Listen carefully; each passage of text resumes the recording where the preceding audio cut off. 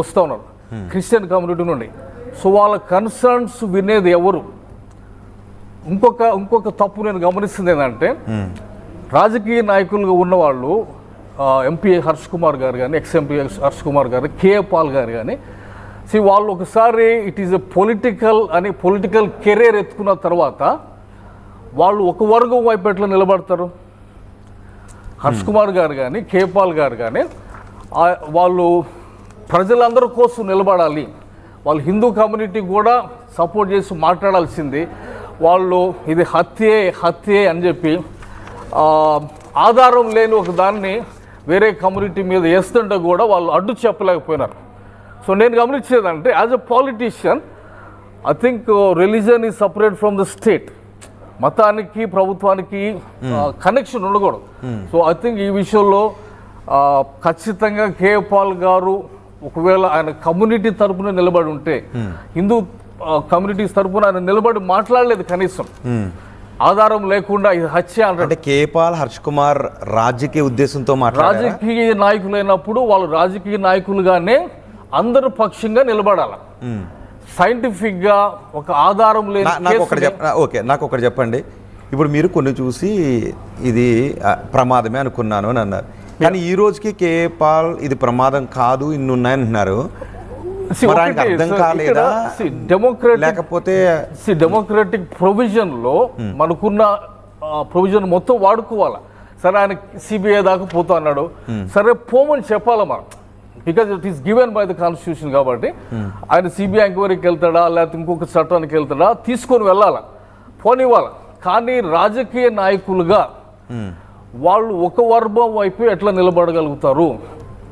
లేకుంటే ఎక్కువ మంది ఇది హైందవులే చేశారు అన్నప్పుడు వాళ్ళు కనీసం బయటకు వచ్చి ఎందుకు ఖండించలేకపోయారు? ఎందుకంటే వాళ్ళకు కూడా కేఏ పాల్ కూడా అవే డౌట్లు ఉన్నట్టున్నాయి. హర్ష్ కుమార్ ఎవరు చేశారో తెలియదు, నాకు హత్యలాగా అనిపిస్తుంది అని అన్నారు. అవును సార్, హత్య అనేది అయినప్పుడు అది 100 రకాలుగా అవుతుంది.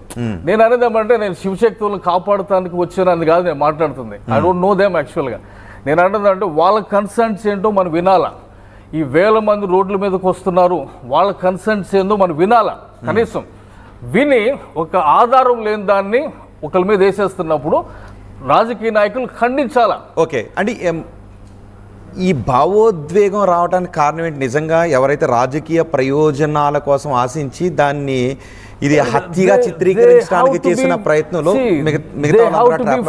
కదా, ఒక కమ్యూనిటీ ఓట్లతో గెలుస్తారు ఎవరైనా? తెలివి తక్కువ వాళ్ళు అయితేనే అట్లా చేస్తారు.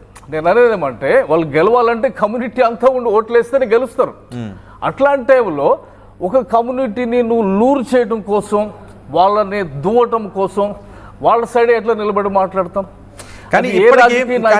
కానీ అనిల్ గారు, మరి ఎందుకు ఇప్పటికీ 80% మంది ఇంకా మాకు ఇది హత్య అనే డౌట్ ఉందని ఎందుకు అభిప్రాయపడుతున్నారు? సార్ అది it's a very sad state. అది అంటే అది మతంలో ఉన్న దరిద్రతో ఏదో తెలియదు, కానీ అది అదే టెక్నాలజీ వచ్చి ఒక పరిపక్వత లేని, అంటే నేను ఆ రిపోర్ట్ చూస్తూ ఉన్నప్పుడు నేను చాలా బాధపడుతూ ఉన్నాను. ఎందుకంటే కామన్ సెన్స్ అక్కడ ఒక లారీ కిందకి డూపెట్లు వెళ్ళిపోతాడు. When you watch the clip అని వెళ్తే లారీ కిందకి వెళ్ళి ఆల్మోస్ట్ అంత రిస్క్ తీసుకోవడం అనేది ఒక డూపెట్లు చేస్తాడు. కరుణాకర్ సుగుణాతో మాట్లాడు అంటే ఆ రోజున 300 కెమెరాస్ మేనేజ్ చేయటం, ఒక బస్సును తప్పించడం, దేర్ ఆర్ సో మెనీ, అంటే కామన్ సెన్సే లేని పరిస్థితి వచ్చింది అక్కడ. సో అంటే నా కమ్యూనిటీ, క్రిస్టియన్ కమ్యూనిటీకి నేను అనేది ఏమంటే, బైబిల్లో కూడా మాట ఉంది ఏంటంటే, నీ పూర్ణ మనస్సుతో దేవుని ప్రేమించడం. అంటే వీళ్ళు మనస్సు అనే దాన్ని గాలికి వదిలేస్తే రీజనింగ్, లాజిక్, కామన్ సెన్సు ఇవన్నీ మనం గాలికి వదిలేస్తే మనము మత ఛాందస్వాదులం అవుతాం, కానీ we don't become actually good citizen also, good Christian also. So ఆ లాజిక్ వదిలేదని నేను 25th నుండి చెప్తానే ఉన్నా. కానీ ఫస్ట్లో అనిపించిందా మీకు ఆ బైక్ పడ్డ పొజిషన్? కానీ ఫస్ట్లో కొన్ని డౌట్స్, ఆ చెక్కల మీదకి బ్లడ్ ఎందుకు వచ్చింది, బైక్ అలాగే ఎందుకు పడింది?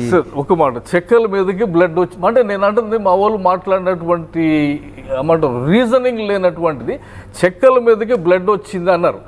వచ్చింది అన్నప్పుడు ఆ చెక్కల మధ్యలో 2-3 డ్రాప్స్ పడతాయా? ఆ చెక్క తీసుకొని మనిషికి కొడితే ఆ కొనాక్కు ఉంటుంది ఆ బ్లడ్. చిన్న లాజిక్ అది.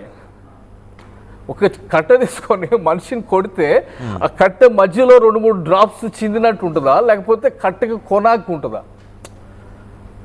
అట్లాంటివి దాదాపు కొన్ని 100 డౌట్స్ వ్యక్తం చేశారు. బట్ నా పాయింట్ ఏంటంటే వాళ్ళు అంతమంది బయటకు రావడానికి కారణం ఏంటి అంటే కరుణాకర్ వీళ్ళు వాళ్ళకి ఏదో డబ్బులు తెచ్చుకోవాలి, లేకపోతే వాళ్ళు ఏదో మనీ ట్రాన్సాక్షన్స్ కమర్షియల్గా ఏదో ఉండొచ్చు అనేసి అనొచ్చు. కానీ బట్ అండర్లయింగ్ ఫియర్స్ ఏంటి?